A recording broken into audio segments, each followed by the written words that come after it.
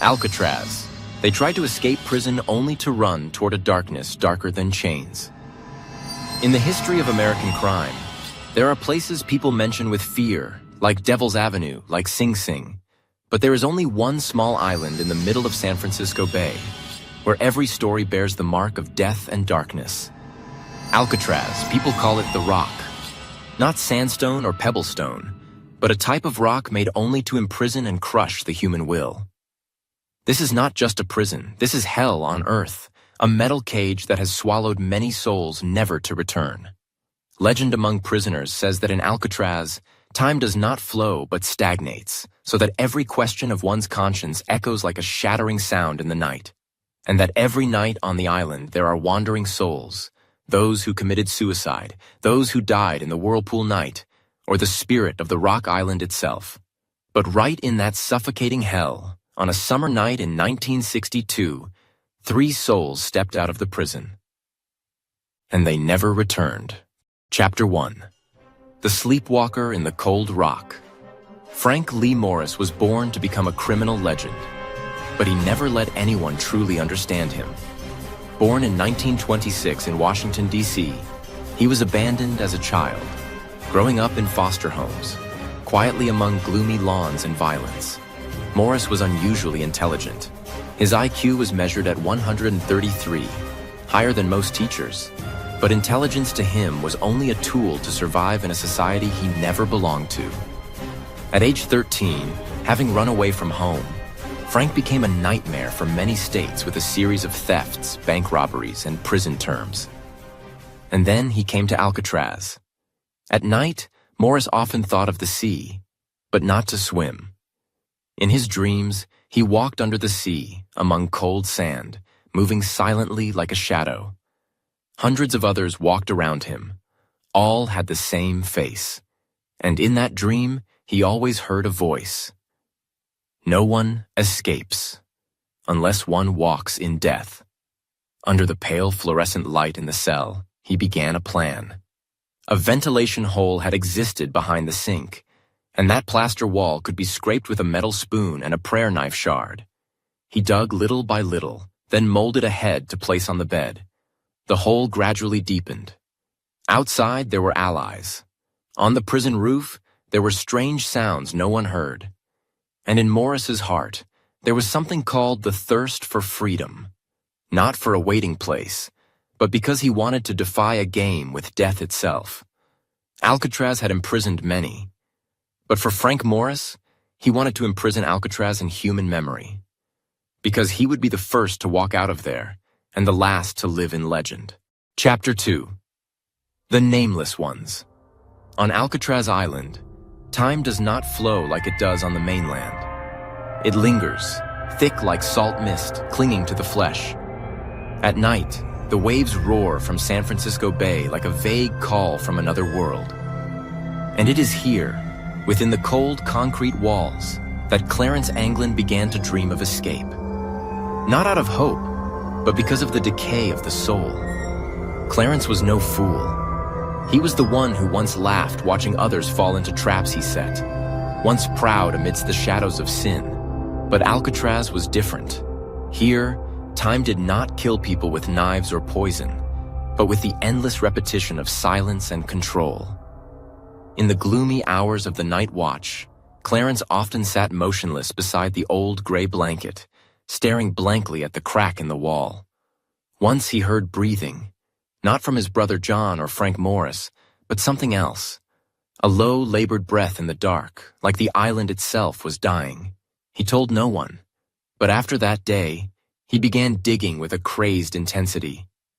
Red Harper, a prisoner in cell C-113, recalled, "I remember him, Clarence. Every Saturday night he'd sit still for hours, like he was listening to something. Once I saw his eyes red, like something was haunting him, but he still talked, still laughed, still chipped at the wall as usual. And I swear, the cracks in his cell walls didn't look normal, like something was pushing from inside." Frank Morris was the one who kept the plan on track. He was the brain, Clarence the hands, and John the shadow. Frank once said, "Want to escape? Don't think like a prisoner, think like the darkness." They started with aluminum spoons stolen from the mess hall, sharpened with limestone hidden in the toilet. The ventilation holes behind the sinks, initially just dirty gaps, gradually became a path to freedom. To hide the digging, they made wall masks from cardboard mixed with cement dust and stones picked up while digging. The guards never suspected, or they were blinded by their own boring routines. The East Wing supervisor, Lawrence Kimball, recalled, "I used to patrol the D block every night. Everything was fine. No unusual noises. I remember once hearing a sound like falling stones, but thought it was just old pipes. Looking back, maybe they were digging right when the sea wind was strongest. The wind drowned out the sound of drilling and chiseling." Clever plan. FBI agent Ezra Talcott recounted. In 1963, 1 year after the escape, Ezra sat among piles of brown folders, his eyes catching a photo of the 3 escapees. He frowned. Every time he looked at Clarence's face, he felt uneasy, as if he was seeing not just a criminal, but a link in something bigger. Ezra had fought in the Korean War, had seen people cut in half still crawling toward the light. But this Alcatraz case, there was something supernatural. How could 3 men with crude tools escape the most heavily guarded island in America? And more so, vanish without a trace? Part of Ezra didn't want to believe in miracles, but another part couldn't stop imagining. What happened after they got out of the walls? Was there a 4th person? A shadow helping from inside? That was the mysterious man in the laundry. The shadow. In the laundry building, where steam and soap scents blurred everything, there was a dark-skinned, hunched man whose real name no one knew. He was called the Shadow because he appeared and disappeared like one. Rumor had it he once worked for the mafia, digging tunnels in New York warehouses. One day before the escape, Frank was allowed to work in the laundry to swap labor hours. When he returned, he gave Clarence a thin, long piece of metal. On June 11th, 1962, it rained lightly. The wind lashed against the prison walls. While the guards dozed, Frank, Clarence, and John pushed the last small saw blades into the ventilation shaft. The papier-mâché heads, with real hair from the prison barber shop, lay silently on the beds. Clarence, before leaving the cell, paused for a second. He heard something, like a distant ringing bell, or his own heartbeat. No one knows. As the 3 crawled through the vent into the utility pipes, the air seemed to freeze. Their last footsteps on the concrete floor led them into legend. Ezra Talcott recalled, "We found rafts, cut raincoats, and a torn bag, but no bodies, no clear traces. Part of me believes they drowned, but the rest fears they are still alive, somewhere like souls wandering between this world and the next, and we are just those chasing a ghost." Chapter 3. The boat in the night shadow. The June night sea was as black as ink. The salty mist chilled the skin, seeping deep into every pore. In that almost absolute darkness, 3 figures clung to a fragile object. A raft made from more than 30 raincoats glued and heat-sealed together. There was nothing to block the wind. No light. Only the sound of waves and the hoarse breaths of those who had bet their lives for freedom. Frank Morris kept the rhythm of the oar with a broken piece of wood from the workshop. John clung to the rope, his face pale. Clarence, soaked and freezing, muttered words no one could understand, as if talking to someone swimming beneath the water. It was not panic, but a state between delirium and awakening, between life and death. San Francisco Bay, 2:45 a.m. The southeast wind blew stronger than expected. The water temperature was about 12 degrees, cold enough to cause anyone who fell in to suffer shock within minutes. The raft wobbled, cracking with each wave. Clarence, trembling, lifted his head. The moon was hidden by clouds, but he saw, or thought he saw, a light flickering from the opposite shore. A signal? A shadow? Or just an illusion? He wasn't sure, but it made him keep rowing. A thunderclap tore through the sky, lightning illuminating towering waves ahead. Rain began to fall, heavy at first, then pounding like lashes on their bodies. The storm came suddenly like the wrath of God, blind, furious, and cold. Under the water, dark streaks moved slowly, then suddenly swirled upward. Schools of predators, possibly baby sharks or giant bass. No one dared to be sure. But each fin that surfaced, the rippling water, and the stench of blood made their senses tense. Frank looked down, as if seeing glowing eyes staring back at him. Agent Ezra Talcott recalled, July 1962. We mobilized the Coast Guard, seaplanes, and sniffer dogs. A bag sank to the bottom, a torn raft drifted to Angel Island Beach, but no bodies, no blood, no footprints. I don't believe in that silence. I've seen many corpses, and death always leaves a scent. But here, nothing. As if they never existed. Royce Danner, the warden, hesitantly recounted in 1965. I once dreamed Morris looked at me through the cell door crack. His eyes were neither angry nor joyful, but calm as ice. He didn't blame me, but he knew. Knew I had doubted, but turned away. I used to believe they were dead, but now I'm not sure. There's something about Clarence. He's not the type to drown silently. He would struggle to the very end. The water was like needles, but Clarence felt no pain. He only felt heaviness, as if the past was holding his feet. When the raft tilted, he thought he saw faces beneath the waves. Prisoners who died at Alcatraz, souls never leaving the island. We're not swimming on water, he whispered. We're swimming on the memories of those buried here. John shouted, pointing toward the shore. Frank, nearly exhausted, mustered his last strength to push the raft north, where the current was gentler. In an abandoned shack on the bay shore, an oil lamp flickered. A hunched figure looked out over the water through a homemade telescope. On the table lay a hand-drawn map marking currents, patrol times, and strong wind spots. The figure chuckled softly. Not everyone leaves hell, but sometimes, if the prison is dark enough, darkness itself can give birth to freedom. Hector Duran, a night guard, recounted, I was on duty when the hallway light blinked 3 times, then went out. Something slipped through the corridor like a gust of wind, but not wind. I heard something slide along the bars like wet fabric. When I checked, no one was there, but I smelled it, like dead fish washed ashore, mixed with rust and something else, ancient, cold. I didn't report it. I didn't dare. Some nights I still dream of it, the shadow gliding down the hall, eyes white as dead fish but wide open, staring right through me. No anger, no pleading, just waiting. At dawn, San Francisco Bay was a calm mirror. But somewhere, deep within the mists, a small wooden raft had gone farther than any dream could reach. And in the memories of those left behind, 3 names, Morris, Clarence, and John, were no longer criminals. They were a curse, a dark poem about the yearning for freedom amid chains and eternity. Chapter 4. Footprints in the Mire. The northern shore of San Francisco Bay was not a romantic stretch of white sand or pebbles, but a wild, muddy strip where reeds grew thick and nocturnal creatures crawled beneath the cold moonlight. Here, the raft finally drifted ashore, torn apart in places, the rest like a shed snake's skin. Frank Morris was the first to crawl onto land, his whole body trembling, lips bluish. Clarence followed, then John, so exhausted he could only drag himself forward on his elbows through the thick mud. No one spoke a word. They only heard their hearts pounding in their heads and insects hitting the tall reeds. The rain kept falling. It had changed form, no longer lashing like whips over the sea, but drizzling like a silent requiem. The ground sank beneath their feet, mud up to their ankles.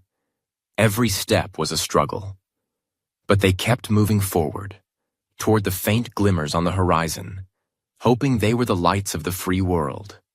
At that moment, as helicopters scoured the bay at dawn, Talcott received a report from the ground patrol. Barefoot footprints, 3 people, deeply imprinted in the mud northeast of Angel Island, leading toward the reed forest. No blood, possibly still alive. Talcott paused over the map. That direction did not lead to residential areas, but into the Brackett Marshes, once an abandoned military training ground. He drew a red line on the map. If I were them, I'd choose to go through hell, because heaven is guarded. Clarence gasped, his heart shattering into pieces. But amid the heavy breaths, he heard a voice echo in his mind. Mud doesn't just hold footprints, it holds souls. He looked back. Nothing.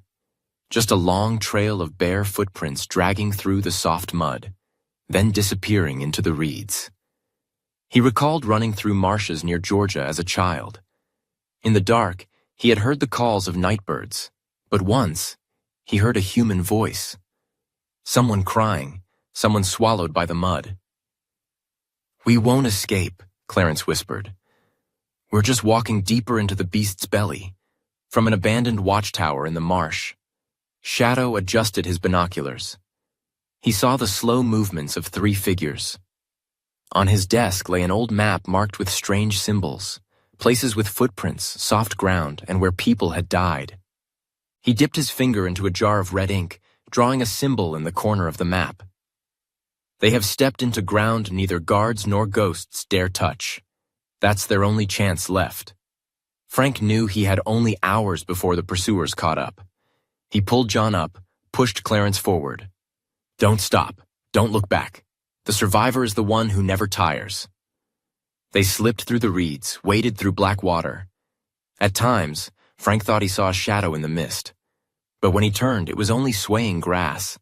Still, he felt not alone. The rain grew fiercer. A real storm was forming overhead. Winds whipped, tossing reeds thicker than a man's arm. Thunder cracked like Civil War cannons. Heavy raindrops pelted their backs, forcing all 3 to hunch over, crawling like ghosts fleeing death's grasp. When they reached a deeper swamp, they had to swim. In the black water, Frank felt something brush his leg. A strong splash, then a whoosh, whirled past Clarence's side. A school of fish. Large, fast, lurking beneath the surface. Not ordinary fish. Maybe small sharks or predators disoriented by the storm. "Quick!" Frank shouted, pushing John ashore first. Clarence trembled, sweat and rain mixing on his face, but his eyes were wild and fierce. "They know we're about to die," Clarence uttered, sounding like a prophecy. According to a fisherman's account in 1962, "I saw them. 3 men, mud-caked from neck to feet, eyes vacant like people risen from hell. But I didn't call the police, because there was something in their eyes.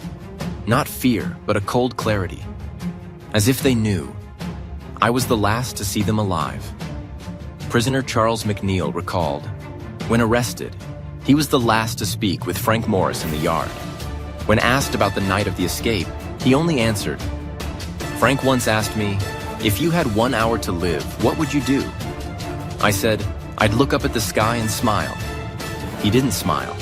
He just looked at me and said, 'I'd use it to run.'" McNeil was released in 1965. In a letter to his ex-wife, he wrote, "There are people who don't belong to this world or the next. They drift in the space between life and death. Frank Morris was one of them." Meanwhile, the special forces swept through the reed forest. A soldier spotted a string of handkerchiefs tied to a branch. As a trail marker, Talcott ordered a halt, signaling everyone to be silent. The sound of breaking branches. A shadow darted past, but not a prisoner. A deer. Talcott exhaled, but he knew. They were very close. In the command post, Talcott pulled out an old file, photos of Frank Morris from 1959. In the pale yellow light, he stared into those eyes. Deep, cold, revealing nothing of what he was thinking. He muttered, "Where are you going, Frank?" On the misty marsh, where city lights were just distant specks mingling with gray, the 3 escapees kept walking. They did not know that in the mud beneath their feet, the footprints left behind were luring not only the police, but memories. Shadows that had never truly slept. And every step they took was a step closer to the fragile border between freedom and illusion, between life and the metaphysics of existence. Chapter 5. Shadows. Those in the reeds. The storm raged all night. The wind tossed the tall reeds higher than a person's head, and the rain poured down like tens of thousands of needles falling straight from the sky. In the pitch-black swamp, 3 figures crawled through the thick mud, their bodies seeming to be swallowed gradually by the earth. Frank was the only one still alert. Every time Clarence gasped for breath, Frank pulled him up, like a commander refusing to let his subordinate collapse. John could no longer speak. He moved on instinct, his eyes almost completely shut. Then they began to see strange things. A handprint, impressed in the mud, small but clear. It didn't match anyone in their group. It appeared beside a rotten tree stump, a place no one would think to step. A broken watch, hanging on a reed branch by a rusty wire, the hands frozen at exactly 2:17. And then as they passed a pitch-black bush, Clarence suddenly stopped, trembling as if feverish. Frank turned to shout, but saw Clarence staring intently at something dangling between 2 branches. A wooden bird, hollowed out, stuffed with feathers and clay inside. "Not everyone wants us dead," Clarence muttered. "Something is showing us the way." Frank clenched his fists. He felt it too, but dared not name it. The next morning, Ezra Talcott led a special forces team wading into the bracket area. The helicopter couldn't fly in the rain, so they advanced on foot, step by step. A young soldier, checking an old fishing net stretched across the path, called out loudly, "Boss, there's something here." Talcott bent down, a piece of cloth. Torn, muddy, but clearly from a prisoner's uniform. Not far away, they found an old wooden hut, once a military observation post during World War II. The door was blocked with stones. Inside, ashes of a small fire, an empty canned meat tin, and a handwritten paper sketching a map of paths in the swamp. Talcott looked at the map, then asked, "Who helped them?" No one answered. When night fell again, the 3 escapees hid in the hollow of an ancient tree in the lowlands. The rain had stopped, but the fog was thick like a shroud. Frank did not sleep. Clarence whispered meaningless words, as if praying in a lost language. Suddenly, from the fog, a hoarse male voice sounded. "You're going the wrong way." Frank jumped up. A man, thin, long-bearded, wearing an old leather jacket and a soldier's hat, stood before them as if rising from the earth. He carried no weapon, only an oil lamp and a water bag. "I used to be a miner, worked for the army. This place was once a terrain demolition training ground. You're stepping into a zone no one has survived to leave." Frank stared at him. "Why help us?" The man smirked but didn't answer. He set down the lamp and pointed south. "Follow the waterways, beware the light, and don't trust what you hear in the fog. Some calls are not meant for the living." He vanished as he came, silent, leaving no footprints. All 3 were stunned. In a brief sleep, Clarence dreamed of the Alcatraz cell. But instead of cramped, it stretched like a maze, walls covered in mud with voices calling from inside. Waking up, he gasped, sweat soaking his back. "Frank, if the fish down there eat my body, will I go to heaven?" Frank didn't answer. He was looking far away, where the pale yellow city lights faintly reflected on the water.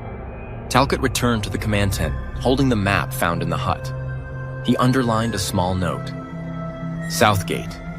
Only appears at low tide." He looked out the window, where the reeds swayed like blades waiting to cut through the darkness. Talcott whispered, "You don't have much time left." Chapter 6, The Tide Gate Descends. Thick fog blanketed the entire swamp like a gray shroud. The sun had not yet risen, only the sound of trickling water and the flapping wings of diving birds into the darkness. Frank, John, and Clarence continued wading deeper into the reed maze, following the faint signs left by the mysterious man. As the first light pierced through the thick clouds, Frank noticed the water in front of them was receding unusually fast. The shallow water revealed a pitch-black muddy ground, like a trail leading deep into the reed forest. Clarence sniffled, raising his head as if sensing something. "The South Gate, it's here." They could not stop. In a few hours, the water would rise again and all traces would be washed away. John, though nearly exhausted, kept moving on instinct. As they walked along the newly exposed muddy path, the water on both sides became strange. There were ripples, then bubbles, as if something was swimming parallel to them, hiding beneath the black mud. Frank stopped, eyes tense. A fin, thin, sharp, glided across the water's surface. Then another. A school of predatory fish, large and silent, circled like mourners preparing for a final ritual. Clarence stammered, "I don't want to die inside their bellies." Frank pulled him along. "We've escaped the prison of man. Don't let instinct turn us back into beasts." At the command station, Ezra Talcott was studying the bracket tide map. A marine engineer pointed out the low tide times, perfectly matching the marked position on the map found in the hut. "They have a guide," Talcott growled. "No doubt about it." He ordered drones deployed to follow the shallow water currents and wind direction. While the search team waded into the newly exposed area, Talcott stood silently before the screen, as if waiting for something deeper, a gut feeling tingling down his spine. When Frank, John, and Clarence were nearly lost in the shallow waters, they saw the faint glow of an oil lamp at the end of the path. The mysterious man appeared again, this time leading them into a low rock crevice close to the swamp's surface. "You've got exactly 3 hours before the tide rises. Get past this stretch, then to the south shore, and you might have a chance." Frank looked at him, eyes full of suspicion. "Who are you?" The man didn't answer. He only looked into Clarence's eyes and whispered, "You have someone waiting. In your dreams." Clarence shivered as fragmented memories of the muddy path in his sleep surged back like ghosts. When the three men emerged from the rock crevice, they saw a shimmering light on the horizon. It was unclear whether it was city lights or a mirage reflected by the fog and water. But to Frank, it felt like a promise. Freedom or death with eyes wide open staring at the sky. Back at the command station, Ezra Talcott stood alone in the dark room. He turned on an old tape recorder, playing back the report of a witness from years ago who had seen a dark shadow wandering in the bracket area. The faint voice of an old man echoed, "It's not human, but it's not a ghost either. It chooses those worthy of life and takes those worthy of death." Talcott clenched his fists, eyes fixed on the map. He wasn't just chasing 3 prisoners. He was chasing the shadow within himself. Chapter 7. The Eye of the Swamp. Dawn broke. The light filtered through the thick fog, creating a grayish glow that made it unclear whether it was day or night. The 3 escapees kept moving, exhausted, hungry, thirsty, but too afraid to stop. Every sound became a warning, and every silence made anxiety surge. John paused. In front of them was a lake as still as a mirror. In the middle of the lake was a small mound of earth, on which stood a rickety hut covered in green moss. Clarence muttered, "Is someone there?" The man in the hut looked unlike anyone they had ever met. His skin was ash gray, his eyes blind, but always staring straight into the soul of whoever faced him. He had lived in the swamp for 27 years, anonymous, hidden. A former soldier who had fled from everything. Law, memories, and even himself. "You have something following you," he said without asking. Frank shuddered. "What?" "A shadow. It's not human." Its fear solidified into form. John tried to stay calm. "Do you know the way out?" The man nodded. "But not everyone should leave." On the other side, Talcott and a special forces unit pushed through the reed forest, finding bloody footprints leading to a dilapidated hut. Inside, a crude map was drawn on the wall with charcoal. Escape routes, low tide markers, and strange symbols, spirals, eyes, slash marks. "They are being guided," Talcott muttered, "but not by a person." An agent whispered, "Do you believe in something living in the swamp?" Talcott was silent. In his eyes appeared a very human and very frightening skepticism. Night fell. Inside the hut on the lake, the 3 fugitives lay still. But outside, the water was no longer calm. It moved as if breathing. And in the dark spaces between the fog, a shadow slithered through the reeds, as tall as a man but making no sound. Frank opened his eyes. His heart raced. He didn't know why, but he felt something was watching them from the water. Chapter 8. The Song Among the Marshes. A voice echoed from within the mist. It was unclear whether it was male or female, like the voice of an enchantment, an old woman singing a lullaby to a soul beyond death. The three fugitives sat silently in the tent, no one daring to speak. John looked outside, shivering. From the fog, a silver-white figure was moving slowly through the reeds, deliberate, graceful, and shadowless. Clarence seemed mesmerized. He muttered a biblical verse, his eyes turning white. Suddenly he said, "It's calling me, from beneath the water. My mother. I can hear it clearly."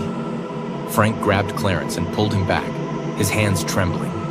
John suddenly went into a state of cold rigidity, as if his soul was immersed somewhere beyond reality. Then the singing changed tone. It was like a sorrowful lullaby from a mother who had passed away. "Come back. Let go. The door is no longer open." On the other side, Talcott was monitoring the screen from a live drone feed.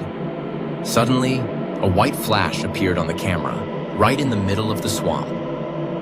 The drone dove to approach, but the image vanished like a mirage. Talcott shrugged. He wondered if he was chasing three criminals, or following the shadow of his own past. The blind man living in the swamp sat at the tent's entrance, speaking slowly. Many years ago, three people also sought a way to escape. One heard his grandmother in the singing, another saw his lover waiting. The song fills you with truth or leads you into a dream. Clarence scoffed. "I don't believe it. It's all just an illusion." But when he stepped outside, stamping his foot on the brush, a tall shadow stretched across the white water, passed briefly, then disappeared into the reeds. Frank sighed, leaning against the tent wall. "We left the prison behind, but maybe only to enter a deeper jail." From outside, the singing stopped, as if the singer was standing right behind the veil of mist, standing just before the door of fate opened.